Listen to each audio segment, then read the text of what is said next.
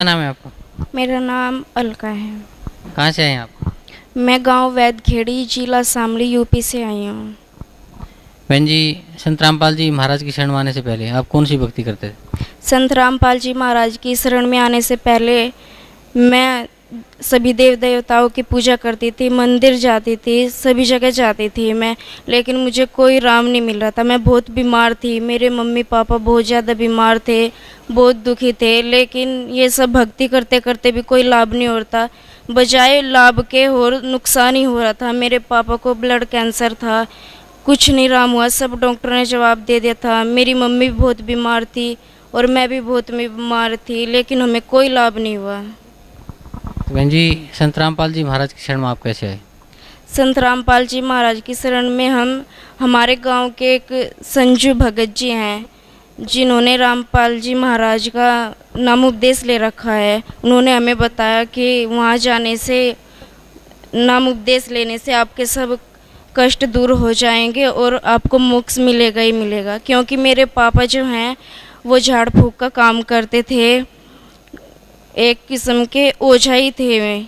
मतलब सबको झाड़ते थे, सबको फ़ायदा देते थे, लेकिन इतना सब कुछ करने के बाद भी हमें कोई सुख नहीं मिल रहा था।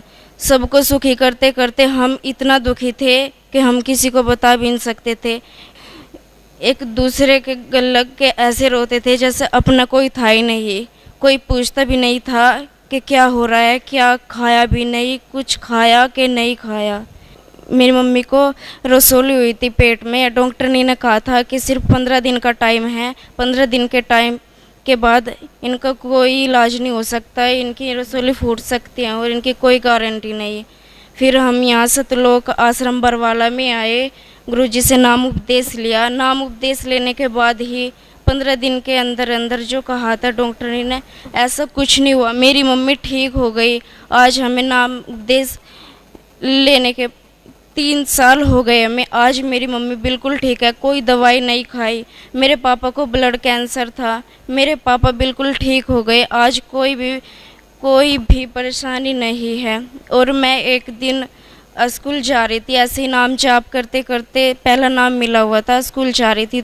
एक भैंस ने इतनी ज़ोर की टक्कर मारी मुझे कि मुझे पता भी नहीं चला पल भर में क्या हो गया। मैं साइकिल से इतना ज़ोर की गिरी, पुल पे से इतना ज़ोर की गिरी कि शायद उस दिन मैं बच नहीं पाती। लेकिन मुझे ऐसा महसूस हुआ जैसे कि संत रामपाल जी महाराज ने मुझे अपनी गोद में उठा लिया। मुझे खरोंच तक नहीं आई। और मेरी जो मम्मी थी वो भी ठीक हो गई, मेरे पापा भी ठीक हो गए। आज हम परमात्मा की दया से बिल्कुल खुश हैं। बहन जी, भगत समाज को क्या संदेश देना चाहते हैं आप? मैं भक्त समाज को यही संदेश देना चाहूँगी कि सतलोक आश्रम बरवाला में आओ और संत रामपाल जी महाराज से नाम उपदेश लेने के बाद अपना कल्याण करवाओ। क्योंकि सतलोक आश्रम बरवाला में पूर्ण संत कबीर साहिब परमात्मा आए हुए हैं, जो संत रामपाल जी महाराज का चोला पहने हुए है। क्योंकि एक बार मुझे सपन दिखा था, जैसे मैं जा रही थी, नाम जाप करते हुए जा रही थी सतनाम का, तो एक कुतिया मरी हुई पड़ी थी, उसके 2 पिल्ले भी थे। वो बहुत भूख से रो रहे थे। मुझे देखा नहीं गया उन पिल्लों को। मैं उनको उठा करके घर लेकर आई, उनको दूध पिलाया, सब काम किया। वो पिल्ले देखते देखते मेरी आंखों के सामने ही 2 बच्चों का रूप ले लिया। मेरी आँख खुल गई। मैं सोची, ये परमात्मा आपने आज मुझे क्या दिखाया। मैं पूरे दिन ऐसे ही बीत गया, मैं रोती रही, मुझे कुछ समझ नहीं आया।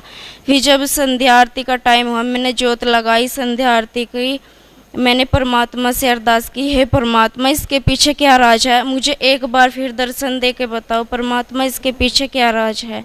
फिर अगले दिन परमात्मा सौपन में आए, कहा बेटी, जैसे ही सौपन में आए तो मुझे 2 फल दिए और ये जो पाठ प्रसाद मिलता है ये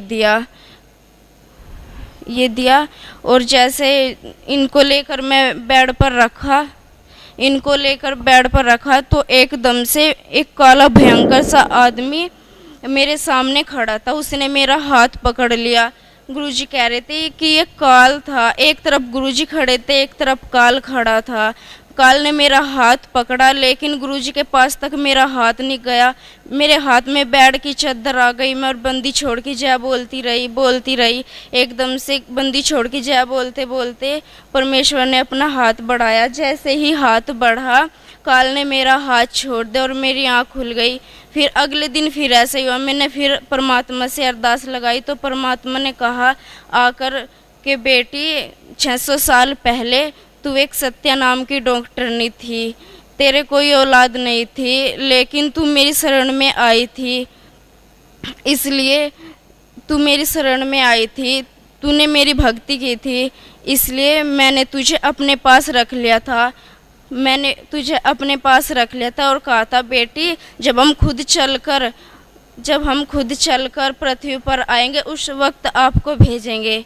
मैं तो भक्त समाज को यही संदेश देना चाहूँगी कि वो परमात्मा कबीर परमेश्वर धरती पर आए हुए हैं, उनसे नाम उपदेश ले और